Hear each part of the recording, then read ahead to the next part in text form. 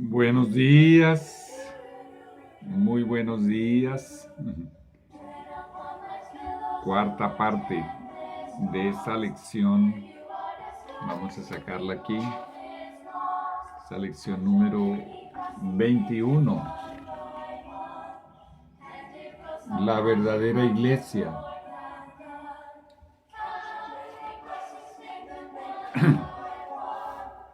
Cuenta tus bendiciones una por una. Está cantando aquí Fountain View Academy, la Academia de Música de Canadá. Vamos a orar.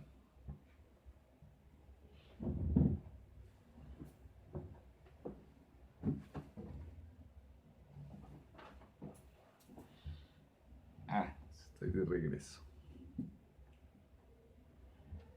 Santo Padre, ayúdame, Señor, a hacer esta oración. Humildemente, Señor, suplico que me ayudes a ser un instrumento en tus manos para la salvación de muchas almas. Humildemente, Señor, te pido que me humilles. Destruye en mi corazón todo vestigio, Señor, del deseo de exaltación, de reconocimiento, de encumbramiento. Destruye, Señor, en mi corazón todo aquello, Señor, que obstaculiza la obra del Espíritu Santo. Te pido por la salvación de aquellos, Señor, que están acompañando esta serie, estos videos de este curso bíblico, el camino, la verdad y la vida. Ese es Jesús. Él declaró: yo soy el camino, la verdad y la vida. Señor, gracias por más un santo sábado. Ya es el segundo sábado consecutivo que no nos podemos reunir en nuestras iglesias. Creo que en la mayor parte del mundo. Señor, creo que tendremos de esta cuarentena, creo en mi corazón, Señor, que todo esto es una advertencia para aquellos hermanos, aquellos hijos de Dios que han descuidado la salida al campo, estar en lugares descongestionados, salir de las ciudades grandes que están llenas de corrupción, de violencia, de vicio, de riesgos de todo tipo, de accidentes, de contaminación, no solamente ambiental. Les estás dando una oportunidad, Señor. Creo, Señor, que dentro de algunos meses habrá un alivio, habrá como un lapso de tiempo, como un segundo llamado, una segunda oportunidad, especialmente para abandonar las ciudades y en la medida de lo posible vivir en el campo. Ahora, Señor, conoces nuestros corazones y a aquellos, Señor, que habiendo tenido oportunidad y habiendo tenido ocasión, Señor, de salir de las grandes ciudades, se negaron, Señor, te agradezco que les des otra oportunidad. Y Padre Santo, a aquellos que no tuvieron oportunidad, que clamen y que supliquen para que tú abras una puerta, abras una ventana, para que puedan salir a vivir en el campo. Señor, no sabemos durante cuánto tiempo extenderás ese alivio. No sabemos durante cuánto tiempo extenderás esa oportunidad para corregir tantas cosas que estén erradas en nuestra vida. Así es que humildemente, Señor, te suplico que por la misericordia tuya humillemos nuestras almas y corrijamos todo lo que está errado en nuestro cristianismo, en la iglesia adventista del séptimo día, la única iglesia verdadera, Señor. Para los que ya somos miembros de esta iglesia adventista del séptimo día, específicamente. Y comenzamos, Señor, por pedirte que tu Espíritu Santo, el único que convence de pecado, nos convenza, Señor, de aquellos pecados que no queremos ver, ni reconocer, ni aceptar como pecados, y que confesemos y nos arrepintamos y abandonemos todo pecado, Señor, para que puedas hacer con nosotros lo que tú quieres, tu voluntad, para que nos puedas emplear para ganar almas para tu reino. Lávanos pues en la sangre de Jesús, de toda mancha, de toda inmundicia. Perdónanos nuestros pecados. Y cuando vengan esos meses de alivio, no sabemos si serán solo meses, o tal vez un año o 2 años completos, no sabemos. Que no desaprovechemos la oportunidad para salir de las ciudades, Señor, de los pueblos grandes, y aquellos que estamos en pueblos pequeños, como es el caso mío, este es un pueblito muy pequeño.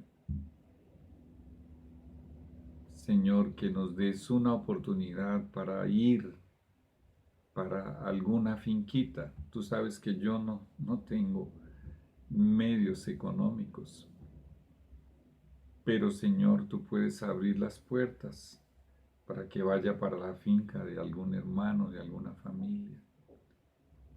Sabes que ese es mi sueño, vivir en el campo, y debo vivir en el campo. Porque es lo mejor, Señor. Es lo que tú nos mandaste. Y en mi situación se encontrarán muchos que no tienen condiciones económicas para conseguir, para comprar un pedacito de tierra. Abre, Señor, las puertas, responde a esta oración. Padre eterno, si hay presentes espíritus malos aquí o donde me ven, en el nombre de Jesús les digo a estos demonios que Jehová les reprenda y que salgan de mi hogar y de los hogares de los que me ven, en el nombre de Jesús. Porque el nombre de Jesús tiene poder. Y Jesús nos dio poder y autoridad sobre todos los demonios, a todos los hijos de Dios. Señor Santo, Dios amado, que únicamente tus santos ángeles de luz nos acompañen y nos escolten a cada momento, y que tu Espíritu Santo nos llene generosamente, transformando nuestras almas. Señor Jesús promete, aquel que oye mi palabra y cree al que me envió, tiene vida eterna. Y Jesús le llamó a esto el nacimiento del Espíritu. Aquellos adventistas del séptimo día y aquellas personas que están viendo este video, que no tienen pruebas del cielo, no tienen evidencias de que realmente hayan nacido del Espíritu Santo, que clamen por ese milagro en este momento, en el nombre de Jesús, y que el Espíritu Santo, habitando en ellos, dé cumplimiento a la promesa de Jesús. Tiene vida eterna. No vendrá a condenación, mas ha pasado de muerte a vida. Juan 5:24. En el nombre de Jesús. Amén. Y amén. Bueno, ya son las 11 de la mañana y 4 minutos. Estábamos tan acostumbrados durante todos estos años a todo sábado estar en nuestra iglesia, cantando, adorando a nuestro Dios, y de repente las cosas cambian tan radicalmente, pero vendrá un alivio. Sabemos que Dios es justo y es misericordioso. Además hay profecías que se tienen que cumplir. Obligatoriamente, por las profecías que se tienen que cumplir, esta cuarentena no va directamente, sin parar, hasta que Jesús regrese. No, porque hay profecías que se tienen que cumplir. Habrá un alivio de esta cuarentena. Ahora, ¿cuánto durará ese alivio? ¿Semanas, meses, años? Yo no lo sé, Dios lo sabe. Pero será un periodo de tiempo suficiente para que los hijos de Dios salgan de las grandes ciudades y de las ciudades intermedias y pequeñas y de los pueblos, aún de pueblos tan pequeñitos como estos. Yo vine para Fresno después de una visita que me hizo mi hijo, que vive en Brasil. Vine para Fresno para vivir en el campo. Pero cuando llegué aquí, y estoy dando un testimonio en este momento, bueno, Dios me lo colocó en mi corazón. Llegué demasiado tarde de la noche y ya no había cómo ir para una finca, para donde yo iba. Y después, y una familia me acogió, y el padre y la madre de esa familia con 3 hijos, con hijas ya grandes, estaban separándose en esos días. Y con mi llegada, ellos, gente muy pobre, gente del campo, ellos que humildemente me acogieron, aunque ya era tarde de la noche. Bueno, oramos y conversamos con ellos y gracias a Dios hasta el día de hoy están juntos y regresaron a su finca, que está bien lejos de aquí, por cierto. Y el Señor me abrió este lugarcito aquí y con la ayuda de otro hermano que me ayuda a pagar el Wi-Fi, he podido hacer estas filmaciones. Y sé que después de esta cuarentena, cuando ya podamos regresar a nuestras iglesias, habrá unas semanas, unos meses, tal vez más de un año, 2, no sé, de tiempo para que vayamos a vivir en fincas. Y después de ahí será muy difícil. Después de ahí será muy difícil a los que hemos profundizado en el estudio de las profecías, del cumplimiento de las profecías para estos últimos días. Nos es muy clara la panorámica que el Señor nos está mostrando a través de estos horrores que están ocasionando estos meses de cuarentena, para que reaccionemos y pensemos que cuando ya venga la última crisis y la última tribulación, muchos quedarán prisioneros dentro de las ciudades, sin poder trabajar, sin poder producir dinero. y serán sometidos a cosas como la ley marcial, por ejemplo, como se le llama en Estados Unidos. Y la ley marcial, ella automáticamente se coloca por encima de todas las leyes e intentará no, querrá violar las leyes de Dios. Piénsalo. Y si tú no sabías nada de esto y lo estás escuchando por primera vez, pídele a Dios, por favor, que ilumine tu alma y que ilumine tu mente para que lo entiendas. Puedes leer un librito del testimonio de Jesús que se llama De la ciudad al campo. Por favor, léelo. Si ya eres adventista del séptimo día y no has leído Eventos de los últimos días, allí hay 2 capítulos acerca de la salida de las ciudades. Muy bien. Vamos a retomar nuestra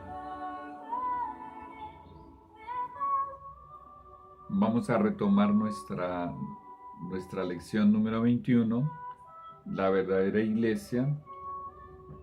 Hoy es 28 de marzo, sábado 28 de marzo del año 2020. Si quieres entrar en contacto conmigo, aquí tienes los medios para hacerlo. Y Dios colocó en mi corazón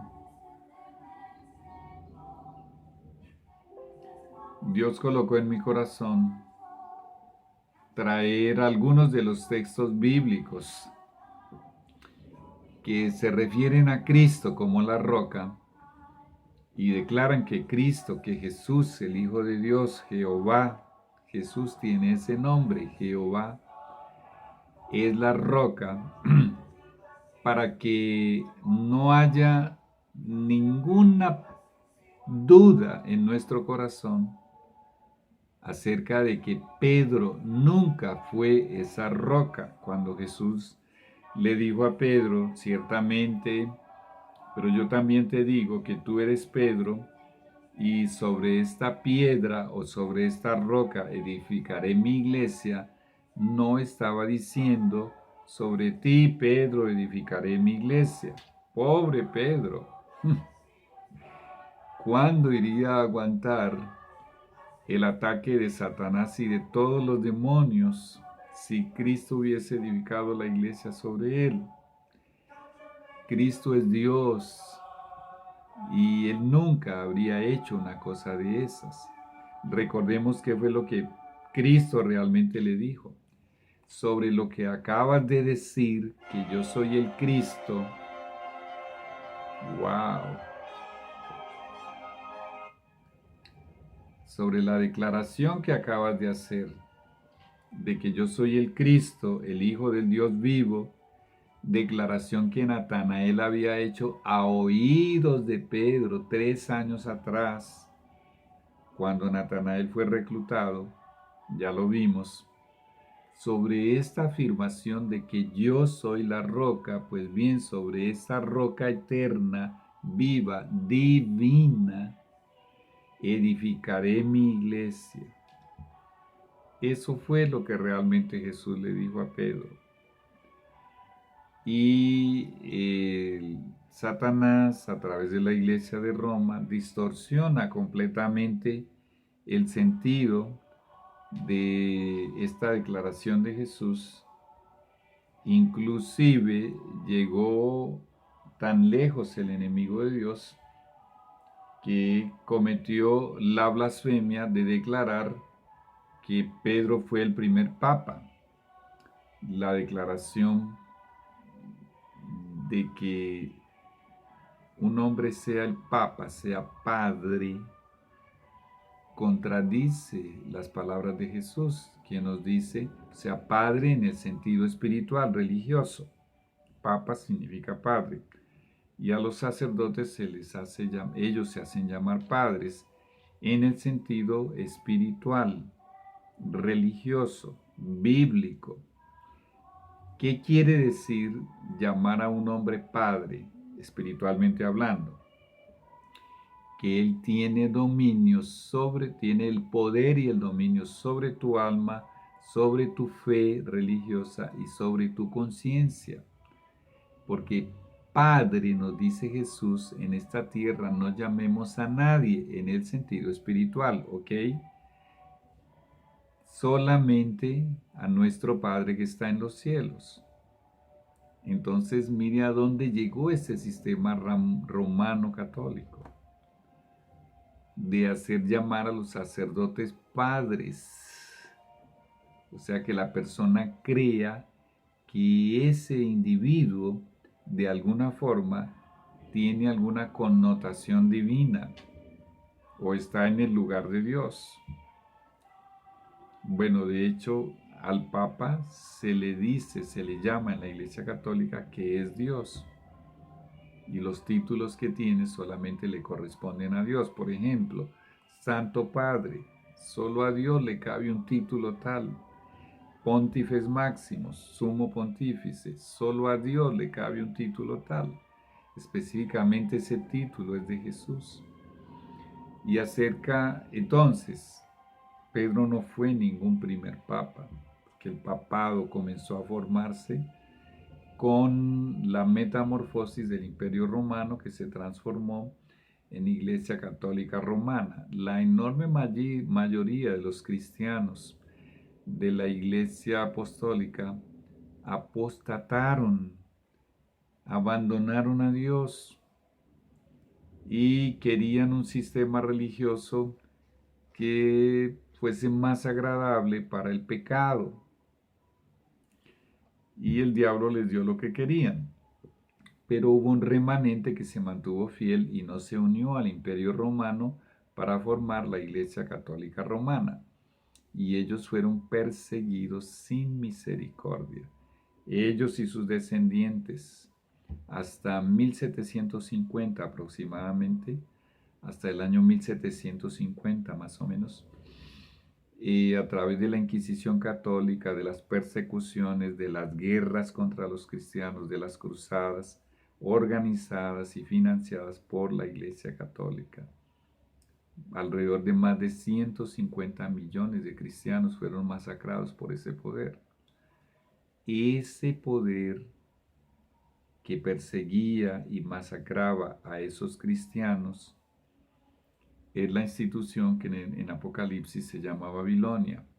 Pero ¿quiénes eran esos cristianos que estaban siendo perseguidos y que estaban siendo masacrados por millones? Eran los que conformaban la verdadera iglesia. Estaban cumpliendo la profecía de Apocalipsis capítulo 12, donde dice que ellos vivirían literalmente, la tierra abriría su boca para protegerlos durante 1260 años, desde el año 538, cuando el primer papa se sentó en el trono, hasta el año 1798, cuando el general Berthier, siguiendo las órdenes de Napoleón Bonaparte, que era un masón a la orden de los jesuitas, porque los jesuitas crearon la masonería, dio la orden de que se secuestrara al Papa en 1798 y el ejército francés confiscó las propiedades de la Iglesia Católica y el Papa fue llevado cautivo a Francia en 1798. Ese Papa ya tenía 80 años y poco después falleció, murió. A eso se le llama la herida de espada que sufrió este movimiento babilónico, esta institución romana babilónica llamada Iglesia Católica. Hacía ya casi 50 años que la Inquisición había cesado, no la persecución, pero la Inquisición. Y aunque habían mártires, se mataban en un número mucho menor, gracias a Dios. Pues bien, regresando pues a lo primero que dije, Hay muchos textos en la Biblia. Aquí tengo una lista enorme de textos en la Biblia, desde Génesis, que demuestran que Cristo es la roca. Tú puedes ir anotándolos o puedes ir buscándolos. Por ejemplo, Génesis 49:24. Mas su arco se mantuvo poderoso, y los brazos de sus manos se fortalecieron por las manos del fuerte de Jacob. Fuerte con F mayúscula es una referencia a Cristo. Por el nombre del pastor con P mayúscula, y hay una coma y dice quién es ese fuerte de Jacob, ese pastor. Dice la roca de Israel. ¿Puede ser esta la primera referencia a Jesús como la roca? Es muy probable. Y tenemos este otro texto en Deuteronomio 32:4. Él, hablando de Cristo, Él es la roca cuya obra es perfecta, porque todos sus caminos son rectitud. Dios de verdad, miren cómo llama a Cristo, Dios de verdad, y sin ninguna iniquidad en él, es justo y recto, y sí que lo es. Deuteronomio 32:15, 11 versículos más abajo.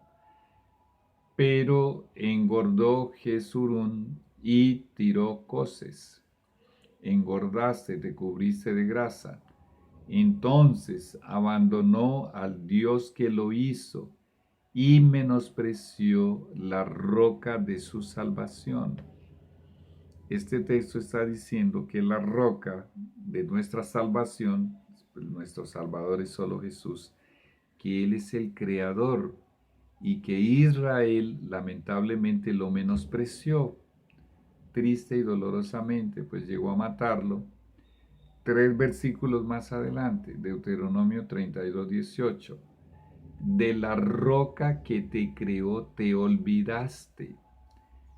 Te has olvidado de Dios tu creador. Más un texto que reconfirma que Cristo es el creador de todas las cosas. Pero ¿cómo lo está llamando? La roca. ¿Se está refiriendo a Pedro? ¿Estos textos se refieren a Pedro? Nunca. Vamos a ver más. Ahora el versículo 30, 12 versículos más abajo del capítulo 32. ¿Cómo podría perseguir uno a 1000 y Dios hacer huir a 10,000 si su roca, con R mayúscula, es una referencia a Jesús, no los hubiese vendido y Jehová no los hubiera entregado a los enemigos? El versículo siguiente, 32-31.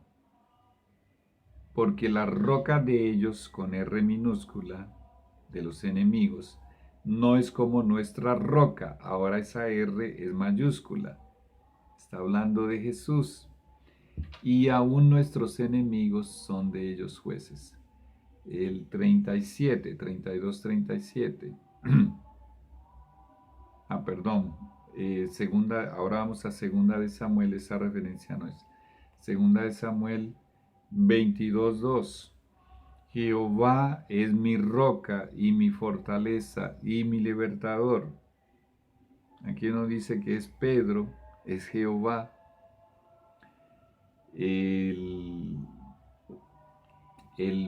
Segunda de Samuel, ahora 22:32. Porque ¿quién es Dios sino solo Jehová?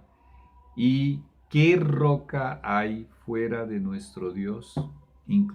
¿Se puede incluir aquí a Pedro? Si la pregunta es, ¿qué otra roca hay fuera de nuestro Dios? Nuestro Dios Jesús es la única roca. Segunda de Samuel 22:47. Viva Jehová y bendita sea mi roca. Segunda de Samuel 23:3, el Dios de Israel ha dicho, me habló la roca con R mayúscula de Israel.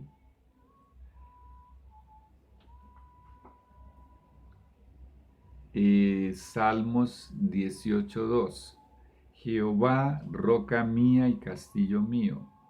Salmos 18:31, ¿y qué roca hay fuera de nuestro Dios? Salmo 18:46, viva Jehová y bendita sea mi roca. Salmo 19:14, oh Jehová, roca mía y redentor mío. Salmo 28:1, a ti clamaré, oh Jehová, roca mía. Salmo 31:2, sé tú mi roca fuerte y fortaleza para salvarme. 31:3, porque tú eres mi roca y mi castillo. 42:9, diré a Dios, roca mía. Salmo 61:2, llévame a la roca que es más alta que yo. 62:2, Él solamente es mi roca y mi salvación. 62:6, otra vez, Él solamente es mi roca y mi salvación. 62:7, en Dios está mi roca fuerte y mi refugio. Salmo 71:3, sé para mí una roca de refugio, porque tú eres mi roca y mi fortaleza. Salmo 73:26, mas la roca de mi corazón y mi porción es Dios, Jesús. En los salmos es donde más hay. Salmos 89:26. Él me clamará, mi Padre eres tú, mi Dios y la roca de mi salvación. Salmo 94:22. Mas Jehová me ha sido por refugio y mi Dios por roca de mi corazón.